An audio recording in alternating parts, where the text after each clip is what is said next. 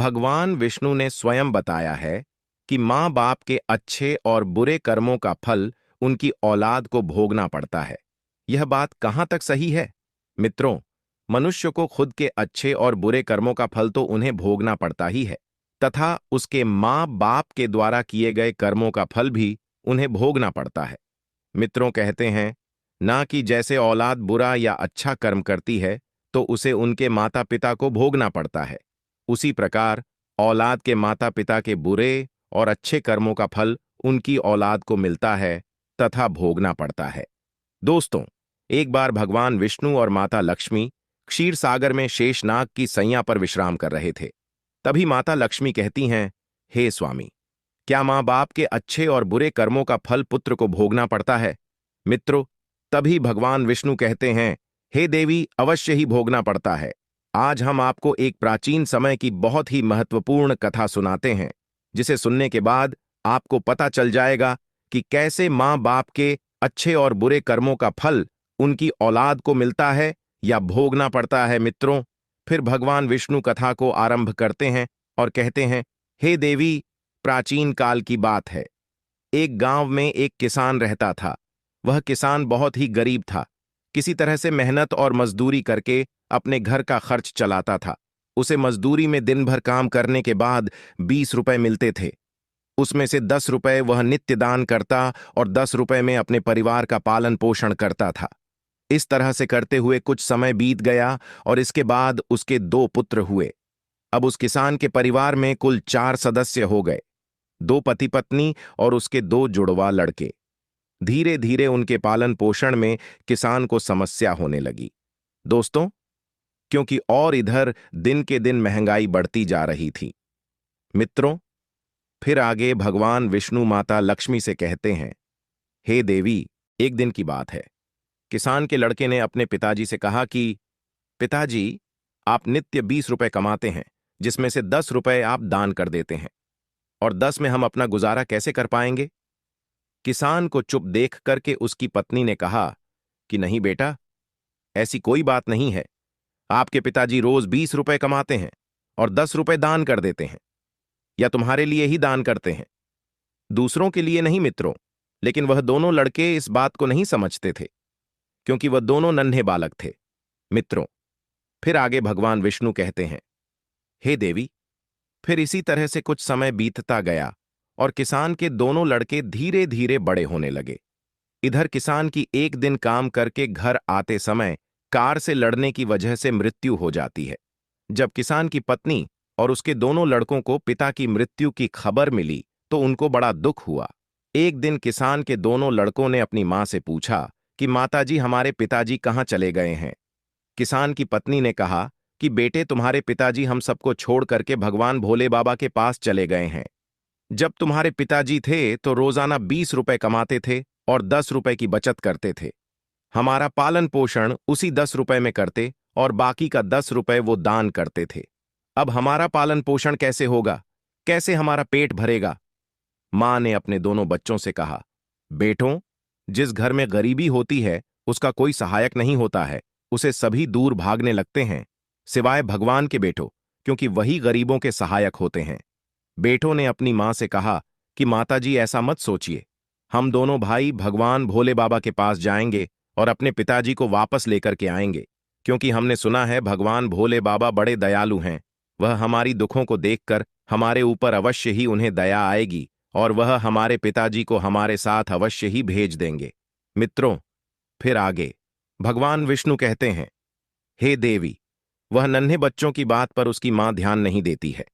दिन की बात है कि किसान की पत्नी अपने दोनों लड़कों को घर पर छोड़ करके गांव में किसी काम के लिए चली गई और उधर जो उसके दोनों लड़के थे वह दोनों भाई आपस में सोचने लगे, क्यों ना हम कैलाश पर्वत पर भगवान शंकर के पास चले और अपने पिताजी को वापस लेकर के आए।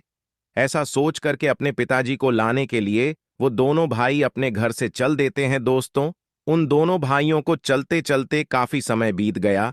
उसी समय उनको थकान का अनुभव हुआ और दोनों भाई एक बहुत विशाल बरगद के पेड़ को देख करके उसकी छाया में आकर के खड़े हो गए।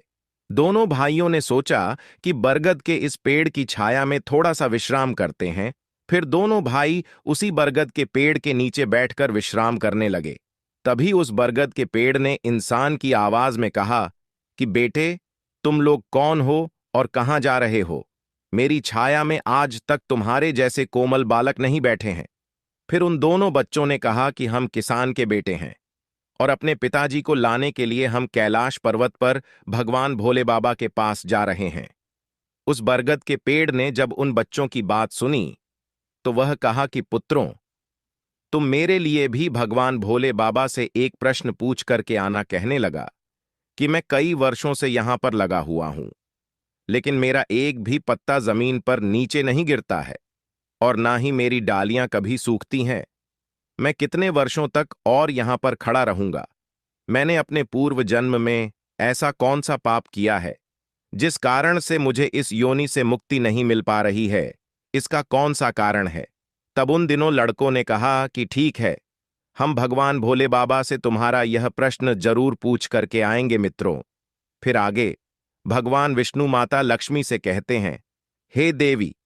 इतना कहकर के वो दोनों बालक वहां से आगे चले। चलते चलते रास्ते में उन्हें एक बहुत ही भयानक बड़ा सा सांप मिल गया। उस सांप को देख करके वो दोनों भाई डर के मारे कांपने लगे और खड़े हो गए। वहां से वो दोनों भाई भागने ही वाले थे, तभी वह सर्प मनुष्य की आवाज में बोलने लगा और कहा कि बच्चों, तुम मुझसे डरो मत, मुझे इतना बताओ कि तुम कौन हो और कहां जा रहे हो। वो दोनों बच्चे उस सर्प के पास गए और हाथ जोड़ करके कहने लगे, हे नाग देवता, हम दोनों किसान के पुत्र हैं और हम दोनों जुड़वा भाई हैं। हम दोनों कैलाश पर्वत पर भगवान भोले बाबा के पास अपने पिताजी को लेने के लिए जा रहे हैं। उस सांप ने कहा कि बच्चों, तुम भगवान भोले बाबा से मेरा एक प्रश्न पूछ करके आना। मैं कई वर्षों से यहां पर पड़ा हुआ हूं, मेरे से अब चला भी नहीं जाता। मेरे शरीर में इतनी जान नहीं है कि मैं थोड़ा सा भी चल फिर सकूं। मैंने अपने पूर्व जन्म में ऐसा कौन सा पाप किया है जिस कारण से मुझे इस योनि से मुक्ति नहीं मिल पा रही है? इसका कौन सा कारण है? तब उन लड़कों ने कहा, ठीक है, हम भगवान भोले बाबा से तुम्हारा यह प्रश्न पूछ करके जरूर आएंगे मित्रों। फिर आगे भगवान विष्णु माता लक्ष्मी से कहते हैं, हे देवी। इतना कह करके वो दोनों लड़के आगे चलने लगे। फिर चलते चलते रास्ते में उन्हें एक सेठ जी मिले। सेठ ने कहा कि बच्चों, तुम दोनों कौन हो और इतनी कड़ी धूप और गर्मी में कहां जा रहे हो? देखने में तो तुम बड़े ही सुकुमार और कोमल लग रहे हो। उन लड़कों ने कहा कि हम दोनों सेठ जी किसान के बेटे हैं और हम दोनों सगे जुड़वा भाई हैं। हम दोनों कैलाश पर्वत पर भगवान भोले बाबा के पास अपने पिताजी को लाने के लिए जा रहे हैं। फिर उस सेठ ने कहा कि तुम भगवान शिव से मेरा एक प्रश्न पूछ कर आना। फिर वह सेठ कहता है, हे बेटो, मैं चलते हुए राहगीरों की प्यास बुझाने के लिए कई सालों से यहां पर एक कुआं खुदवा रहा हूं, लेकिन इसमें पानी अभी तक नहीं निकला है। मैंने अपने पूर्व जन्म में ऐसा कौन सा अपराध किया था जिस कारण से इस कुएं में अभी तक पानी नहीं निकला है? मैंने इसमें बहुत सारे पैसे भी खर्च कर दिए हैं, इसका क्या कारण है? उन लड़कों ने कहा, ठीक है सेठ जी, हम भगवान भोले बाबा से तुम्हारा यह प्रश्न पूछ करके जरूर वापस आएंगे मित्र। फिर आगे भगवान विष्णु माता लक्ष्मी से कहते हैं, हे देवी। इतना कह करके वे दोनों बालक वहां से आगे की ओर चल दिए। चलते चलते रास्ते में उन्हें एक बहती हुई नदी मिली। फिर धीरे धीरे दोनों भाई नदी के किनारे पर पहुंचे तो उस नदी से एक मछली निकालकर उनके पैरों के पास आ गई और कहने लगी, हे बच्चों, तुम कौन हो और कहां जा रहे हो? तुम दोनों बिना नाव के ही क्यों जा रहे हो? तब उन्होंने कहा कि नाव में बैठने के लिए हमारे पास पैसे नहीं है, क्योंकि हमारे जो पिताजी थे वे नित्य 20 रुपए कमाते थे, जिसमें से 10 रुपए रोजाना वे दान कर देते थे और 10 रुपए से हमारा पालन पोषण होता था और किसी तरह से हमारे घर का गुजारा होता था। अब हमारे पिताजी घर पर नहीं हैं, वे भगवान भोले बाबा के पास चले गए हैं, इसलिए हम दोनों भाई उनको लाने के लिए कैलाश पर्वत पर भगवान भोलेनाथ के पास जा रहे हैं मित्र। फिर आगे भगवान विष्णु कहते हैं, हे देवी। उन बच्चों की बात सुनकर के उस मछली ने कहा कि बच्चों, तुम भगवान शिव से मेरा एक प्रश्न पूछ करके आना। कई वर्षों से मैं इस नदी में भटक रही हूं, मेरी 7 पीढ़ियां गुजर गई हैं, परंतु मैं अभी तक इसी नदी में रह रही हूं। मैंने अपने पूर्व जन्म में ऐसा कौन सा अपराध किया था जिसके कारण मुझे इस योनि से मुक्ति नहीं मिल पा रही है? इसका क्या कारण है? तब उन लड़कों ने कहा, ठीक है, हम भगवान भोलेनाथ जी से तुम्हारा यह प्रश्न जरूर पूछेंगे और वापस आते समय तुम्हें बता करके जाएंगे। इतना कहकर के वे दोनों लड़के वहां से आगे बढ़े। चलते चलते दोनों भाई नदी के दूसरे किनारे पर पहुंच गए। दूसरे किनारे पर जब वे पहुंचे तो देखा कि एक मरा हुआ व्यक्ति वहां पर पड़ा हुआ है। दोनों भाई उस मरे हुए आदमी को नाघ करके जब जाने लगे तो वह मरा हुआ आदमी चिल्लाने लगा और कहने लगा कि बच्चों, तुम कौन हो, कहां जा रहे हो? उन लड़कों ने उसकी आवाज सुन करके कहा कि हम किसान के पुत्र हैं और हम दोनों जुड़वा भाई हैं। हम दोनों भाई कैलाश पर्वत पर भगवान भोले बाबा से अपने पिताजी को लेने के लिए जा रहे हैं। उस मृतक आदमी ने कहा कि तुम भगवान भोलेनाथ से मेरा एक प्रश्न पूछ करके आना। मेरा शरीर कई वर्षों से इस नदी के किनारे पर ही है। कभी पानी का लहर आता है तो मेरा शरीर नदी के अंदर चला जाता है, लेकिन वापस नदी के बाहर निकल करके किनारे पर फिर से मेरा शरीर आ जाता है। न तो मेरा शरीर गलता है और ना ही सड़ता है। इतने सालों से जैसे का तैसा ही है। मैंने अपने पूर्व जन्म में ऐसा कौन सा पाप किया था जिसके कारण मुझे इस शरीर से मुक्ति नहीं मिल पा रही है, और इसका क्या कारण है? उन लड़कों ने कहा, ठीक है, हम भगवान भोलेनाथ से तुम्हारा यह प्रश्न पूछ करके जरूर आएंगे। मित्रों, फिर आगे भगवान विष्णु माता लक्ष्मी से कहते हैं, हे देवी। इतना कहकर के वे दोनों बालक चलने लगे। वहां से चलते चलते दोनों भाई कैलाश पर्वत पर भगवान शिव के पास पहुंच गए और हाथ जोड़ करके भगवान भोलेनाथ को दोनों भाई प्रणाम किया और कहने लगे कि हे भोले बाबा, मेरे पिताजी कहां पर हैं? जब हमारे पिताजी घर पर थे तो वे रोजाना 20 रुपए कमाते थे और जिसमें से 10 रुपए दान करते और 10 रुपए से हम लोगों का पालन पोषण करते थे। लेकिन अब वे जब घर पर नहीं हैं तो हम दोनों भाई और हमारी मां भूखे मर रहे हैं। आप उन्हें जल्दी से हमारे साथ हमारे घर पर भेज दीजिए। मित्रों, फिर आगे भगवान विष्णु माता लक्ष्मी कहते हैं, हे देवी भगवान। भोले बाबा ने उन दोनों बालकों की बात सुनकर कहा, ठीक है, मैं तुम्हारे पिताजी को घर पर भेज दूंगा। पहले तुम दोनों भाई यहां पर बैठो। भगवान भोलेनाथ ने उन दोनों बालकों को अपने पास में बिठाया और उनको भोजन कराया, और भोजन कराने के बाद पूछा कि तुम दोनों भाइयों को और क्या चाहिए मित्रों? फिर उन दोनों लड़कों ने रास्ते में जो जो उनको मिला था उनके प्रश्न भगवान भोलेनाथ से पूछे। भगवान भोले बाबा ने उन सभी के प्रश्न का उत्तर दिया और कहा कि हे पुत्रों, तुम दोनों जाते समय उन सबको उनके उत्तर बताते जाना। और भगवान भोलेनाथ ने कहा कि तुम दोनों अपने घर पर जाओ, तुम्हारी मां तुम्हारा इंतजार कर रही है। तुम्हारे पिताजी तुम्हारे घर पर पहुंच जाएंगे। फिर दोनों भाई भगवान भोलेनाथ को प्रणाम करके वहां से वापस अपने घर के लिए चलने लगे। चलते चलते रास्ते में सबसे पहले उन्हें वही मरा हुआ आदमी मिला जो नदी के किनारे पर पड़ा हुआ था। उन दोनों लड़कों को देख करके वह मरा हुआ आदमी कहने लगा, बच्चों, तुमने भगवान भोले बाबा से मेरा प्रश्न पूछा था। तब उन्होंने कहा कि हां, हमने भगवान भोलेनाथ से तुम्हारा प्रश्न पूछा था। भगवान भोलेनाथ ने कहा कि तुम पहले बहुत बड़े विद्वान थे, परंतु किसी को भी अपना ज्ञान नहीं बांटा। अब मर गए तो वह ज्ञान तुम्हारे अंदर ही अंदर खौल रहा है। जब तक तुम अपना ज्ञान किसी को नहीं बांटोगे तब तक तुम्हारी आत्मा को शांति नहीं मिलेगी।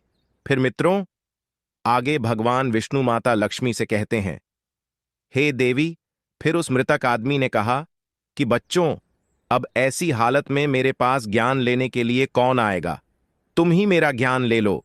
फिर उस मृतक आदमी ने दोनों भाइयों को जितना भी उसके पास ज्ञान था वह सारा ज्ञान उन दोनों बालकों को दे दिया, और ज्ञान देने के बाद तुरंत ही उसकी आत्मा को मोक्ष की प्राप्ति हो गई। फिर दोनों भाई वहां से आगे चल पड़े। चलते चलते उन्हें वही मछली मिली। मछली ने कहा कि बच्चों, क्या तुमने भगवान भोले बाबा से मेरा प्रश्न पूछा था? उन दोनों बालकों ने कहा कि हां, भगवान भोलेनाथ से मैंने तुम्हारा प्रश्न पूछा था। उन्होंने कहा है कि तुम्हारे अंदर अमृत है। जब तक तुम इस अमृत को किसी को नहीं दोगी तब तक तुम ऐसे ही व्याकुल रहोगी। फिर मछली ने कहा कि बच्चों, अब कौन मिलेगा? मुझे तुम ही मेरा अमृत ले लो। फिर मछली ने अपना अमृत उन दोनों बच्चों को दे दिया, और अमृत देते ही उस मछली की आत्मा को मोक्ष की प्राप्ति हो गई। इसी तरह से दोनों भाई वहां से आगे बढ़े। तो चलते चलते रास्ते में उन्हें वही सेठ मिला जो राहगीरों के लिए कुआं खुदवा रहा था। उस सेठ ने जैसे ही दोनों लड़कों को देखा तो बड़े प्रेम से हाथ जोड़ करके कहने लगा कि बेटे, तुम दोनों लोगों ने मेरा भगवान भोले बाबा से प्रश्न पूछा था। उन्होंने कहा कि हाँ, पूछा था। भगवान भोलेनाथ ने कहा कि आपके घर में दो जवान कन्याएं कुंवारी बैठी हुई हैं। जब तक आप उन दोनों कन्याओं का विवाह नहीं करेंगे और कन्यादान नहीं करेंगे, तब तक इस कुआं में पानी नहीं निकलेगा। पहले जो तुम्हारा कर्म है उसे करिए, जो ईश्वर ने तुमको दायित्व सौंपा है। पहले आप कन्यादान करो, उसके बाद इस कुएं को खुदवाओ मित्रों। फिर उस सेठ ने कहा कि मैं अपनी कन्याओं के लिए लड़का कहाँ ढूंढने के लिए जाऊंगा। तुम दोनों मुझे बहुत ही सीधे स्वभाव के दिख रहे हो और सुंदर भी हो, और